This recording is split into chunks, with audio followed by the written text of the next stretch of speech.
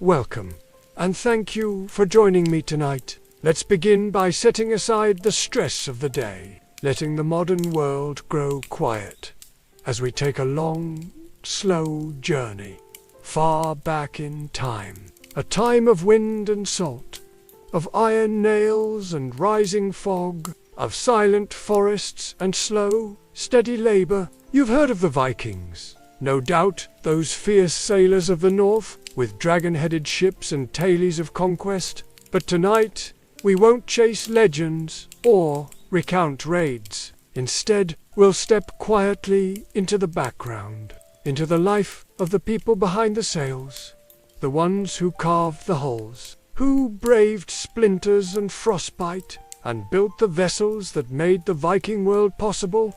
This is a story of wood smoke and hammers, of cold hands and aching backs, of days that begin in darkness and end in dusk. Our journey begins in the shipyards. Let's gently imagine that you are a new worker, just arrived to help construct one of the mighty longships. Let's see how your first day goes. The wind bites at your face long before the sun has risen. There is no real road to this shipyard, just a path of trampled grass and frozen mud, winding through dark pine forest. The smell reaches you before the sounds do. Smoke, mostly wet wood and old pitch. Then the distant rhythm of axes chopping against logs that are too thick and too stubborn. You've arrived at a coastal shipyard somewhere in 10th century Scandinavia, perhaps in what is now western Norway, near the fjords. The air is damp, always, and everything, the tools, the wood, the men, is soaked in that smell of salt, tar, and time. There is no welcome. You're not an apprentice. You're not even a carpenter. You're here to do what's called the hard labor. The kind that doesn't require skill, just strength. Your hands are quickly blistered. Your breath forms clouds as you lift, drag, haul, and hammer. The shipbuilders known as botbig are not romantic artisans. They are patient, tired men who work as much by feel as by rule.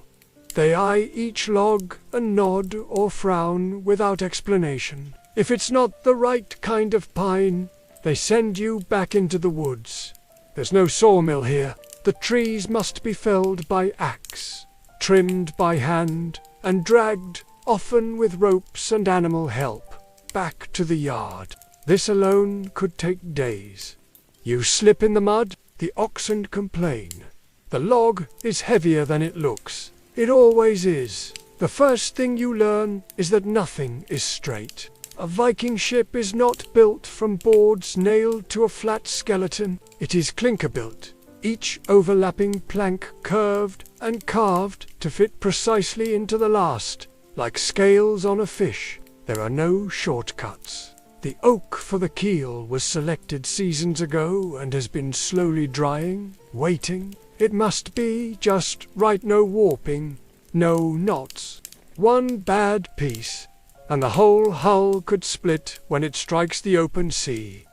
Your job is to shape, and shaping means carving. By late morning, your arms are sore from swinging a drock knife, scraping long curls from a stubborn plank. The master shipwright watches silently as you work. You want to impress him, but the knife bites too deep, and the grain splinters. He says nothing, just motions you to try again. There's no protective gear, no gloves, no goggles, no electricity, just you, the blade, and the wood. The chips pile around your feet. Every few minutes, someone walks past carrying a pot of hot pitch. It smells sharp and cloying, like burnt sap. This will be used to seal the hull, mixed with animal hair or wool to fill the seams. You are starting to understand. This is not just work, it's waiting. You wait for the wood to dry. You wait for the pitch to heat. You wait for the weather to cooperate. Rain ruins everything. So does wind. So does nothing at all. Lunch is bread, maybe dried fish, maybe nothing. It depends on the day. The older men don't talk much, not because they're unfriendly but because there is nothing new to say. The shipyard never changes, the sounds are the same, the aches are the same, the cold is the same, but slowly something begins to emerge. A curve, a frame, a hull. The skeleton of the ship stands upright, ribs jutting like bones. You help attach the strakes, those long overlapping planks that rise from the keel. Each one must be steamed, bent, and nailed into place using clench nails, thick iron rivets, hammered through with flat washers bent tight on the inside. You are trusted with hammering. For now, one mistake splits the plank. If that happens, it means starting over. Everyone notices. No one yells. They just shake their heads. Disappointed? You feel it more than if they'd shouted. The light fades early in winter. By late afternoon, the forest has turned blue-black. Lanterns flicker near the worksite, their glow reflecting off wet timber. You're wet. You're sore. You have pitched under your fingernails and slivers in your fingers. The soles of your shoes are soft from mud and sea, and you're not sure if you'll be back tomorrow, but the ship will. It will still be there, waiting to be shaped, waiting to be launched, waiting for the sea.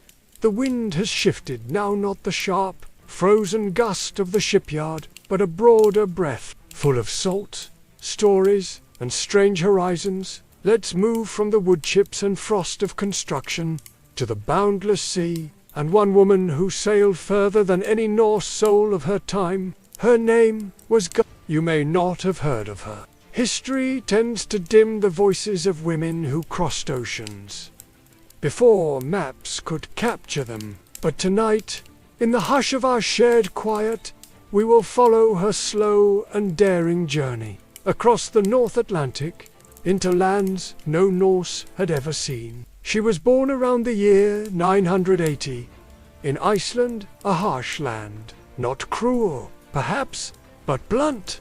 Volcanic rock, sparse soil, and long winters shaped those who lived there. Her father Thorbjorn was a chieftain, but even wealth in Iceland could mean little more than a better roof and more salted fish. Gudrid grew up near Logabrekka, a windswept farm on the Snæfellsnes Peninsula, where the mountains lean into the sea. She was known to be beautiful, clever, and unusually well-traveled for a woman of her age. In a time when many never left their coastal farmsteads, Gudrid crossed seas. Her first husband was Thorja. They set sail for Greenland with a crew hoping to settle under Eric the Red, another name you may recall. The voyage was difficult.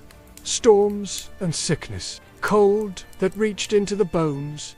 Thorja died before they arrived. Did not. She stayed in Greenland, where the settlement was small, raw, and always on the brink of hardship. Winters were long. Death came easily. Crops failed often.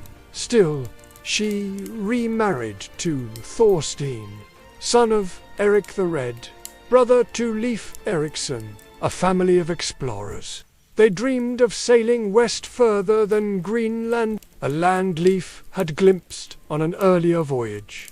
A land of forests, fresh rivers, and vines. But Thorstein too died before they could make the trip. Gudrid, again, remained. Her third marriage, to Thorfinn Karlsifni, brought a new chapter. He was a merchant and sailor, and together they set sail for Vinland, with 3 ships, cattle, tools, and settlers, perhaps 160 souls. Gudrid was pregnant. She would become the first European woman known to give birth on the American continent. The journey to Vinland was long. The currents were cruel. The waters were unfamiliar, but eventually they reached the coast of what is now believed to be Newfoundland, or perhaps even further south, along the Canadian or New England coast. It was a land rich in timber, fish, and possibilities. They built houses, tended fields, gathered grapes from the vine-covered hills. It was not a paradise, but it was real, and it was not uninhabited. The sagas speak of contact with native peoples, described in vague and often biased terms. There were attempts at trade. There were conflicts. Fear and misunderstanding grew. After several years, Gudrid and the settlers left Vinland behind, returning to Greenland with stories that would echo across generations. Her son, Snorri, born in that distant land, would grow up never to see it again. Gudrid's journey did not end there. She later made a pilgrimage to Rome, another ocean crossed, another language learned. She spoke with the Pope. No records of that meeting remained, but we can imagine a Norse woman, weather-worn and sharp-eyed, recounting tales of lands even the Romans never charted. Eventually, she returned to Iceland, widowed again, and lived the rest of her days quietly as a nun or religious woman at a small church built by her son. Tonight, as you rest, you might picture her standing on a cliff, wind curling through her hair, her eyes scanning a horizon most never saw. A woman shaped not by legend, but by long days, deep water, and distant shores, one of history's quietest explorers. Let the sea quiet down now. The storm of exploration fades. The sails are furled. The oars are still. In this segment, we won't follow ships or tailies, but instead walk softly through soil, through peat and stone, through ruins that whisper. Lonsol Meadows. The name itself carries a hush. A place at the northern tip of Newfoundland, Canada, where wind sweeps across open fields and the Atlantic breathes against a rocky shore. It was here, in the 1960s, that something unexpected surfaced. Something quiet, but profound. Let's go back to that discovery. The story begins with a hunch. In the 1950s, Helge Ingstad, a Norwegian explorer, and his wife, archaeologist Arnstein Ingstad, were studying the Norse sagas, those long oral histories passed down through Icelandic tradition, filled with voyages and strange lands. They believed the stories of Vinland might not be just poetic fiction but anchored in something real. So, they followed the coastline, not through maps, but through memory, landscape, and intuition. They searched the northern edges of Newfoundland, and eventually, in 1960, came to a place locals called Ansa Lamade, Lunsa or Meadows. Here, amid the mossy ground and low shrubs, they found subtle mounds, depressions in the earth that didn't quite belong to nature. And so, the digging began. It was not an imposing sight. There were no towering ruins, no buried statues, just gentle curves in the soil, hints of turf walls and buried huts. But those small signs spoke clearly. Bit by bit, layer by layer, a Norse settlement emerged. The remains of long houses, rectangular structures, framed with timber and insulated with layers of sod. You could imagine them low, earthy, warm in winter, dark in daylight. There were 3 main dwellings, some smaller workshops, and a forge, a blacksmith's forge. That detail was essential. It meant not just travelers, but settlers, people who worked the land, who brought tools, who shaped and mended iron, not nomads, builders. Among the artifacts they found were unmistakably Norse objects. A bronze cloak pin, a spindle whorl used for spinning wool, fragments of iron nails. The nail fragments were especially telling. They were the kind used in ship repair. These were not left by modern Europeans. They were not indigenous. They were unmistakably Viking. Lons O Meadows became the first and so far only confirmed Norse site in North America. It dates to around the year 1000, the same period as Leif Erikson, the same generation as Gudrid. But what's most interesting about the site is what isn't there. There are no signs of conflict, No fortifications, no burials, no great hoards or long-term agricultural layers. It was a place of arrival, of passage, perhaps even a way station, a short-lived settlement, used for repairs, supplies, or exploration into the land beyond. Some believe it was abandoned after only a few seasons. Others suggest it was a seasonal base, returned to occasionally. The truth, like much in archaeology, is elusive, but the echoes remain. Standing there today on a quiet morning, before the tourists arrive, you might hear it. The wind slipping through the grass, the sea murmuring to itself, the gentle sound of iron being struck long ago. It's a humbling kind of silence, a reminder that the Norse did come to the Americas, not with armies or conquest, but with tools and tents and curious hearts. Their presence was brief, a footnote in the long, vast history of the continent. But for a time, they were there. And now, so are we. Let us now leave behind the shipbuilder's yard, the voyage across oceans, and the quiet remains of forgotten settlements. Let us turn, instead, toward the high seat, a carved wooden chair placed beside a long hearth, smoke rising slowly, ale in carved horns, woolen cloaks brushed with frost. The hall is dim, lit by oil lamps and flickering fire.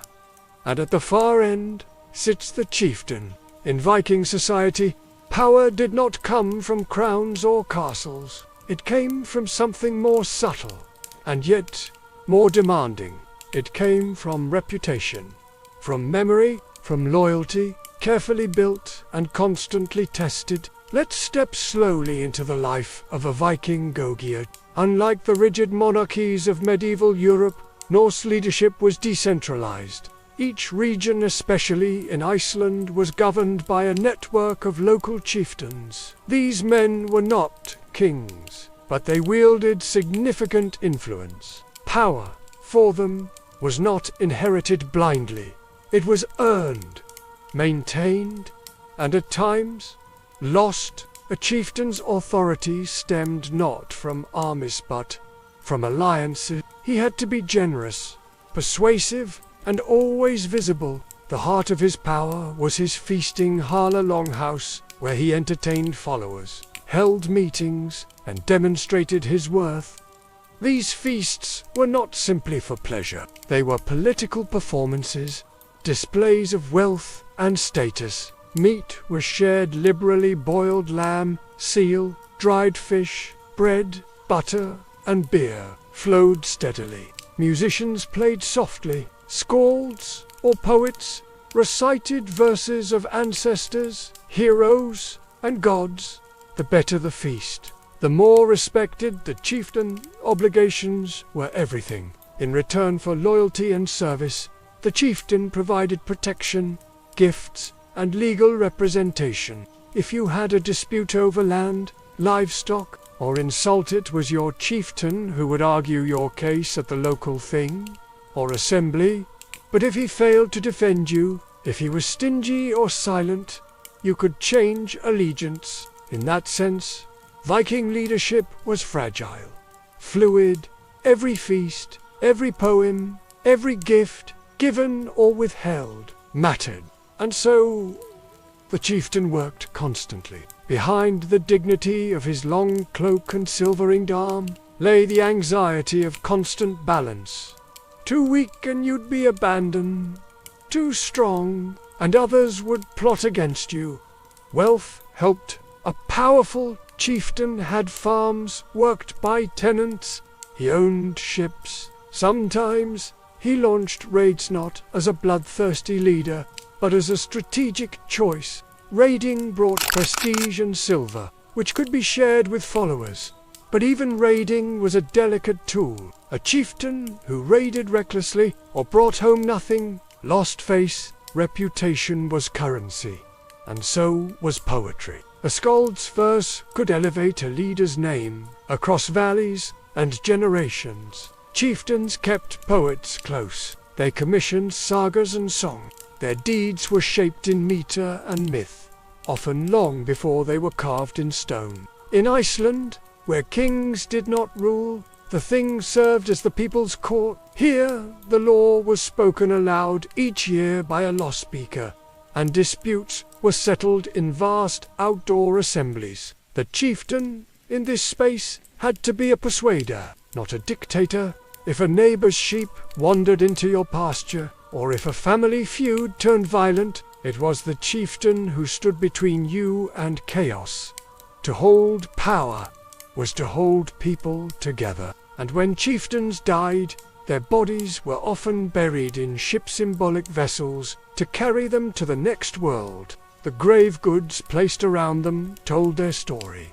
Swords, combs, beads, tools, sometimes even sacrificed animals. But the real legacy of a chieftain was the tale left behind.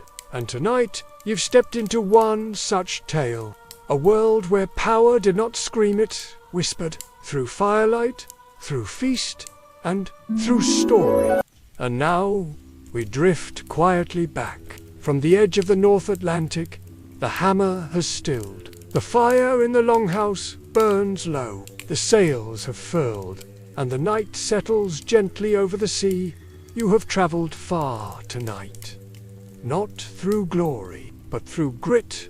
Not in battle, but in burden. You walked the cold, damp floor of a Viking shipyard where nothing was rushed, and nothing was easy. You crossed oceans with Gudrid, the far traveller who bore a child in a land where no Norse had lived before. You stood at the lonely edge of Newfoundland, where quiet ruins remembered lives almost lost to time. And you sat in the firelit shadows of a chieftain's hall where words held more weight than weapons, and loyalty was its own kind of armor. These stories remind us that history is not always loud. It is often cold and patient and deeply human. The people of the Viking world lived in close touch with the land and sea. They worked with their hands, measured their days in the arc of the sun, endured long winters with shared labor and soft song. Tonight,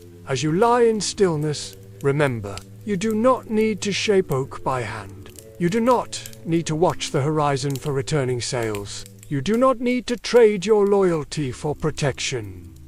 You are warm. You are safe. You are in a world where the hardest work of history is already behind us.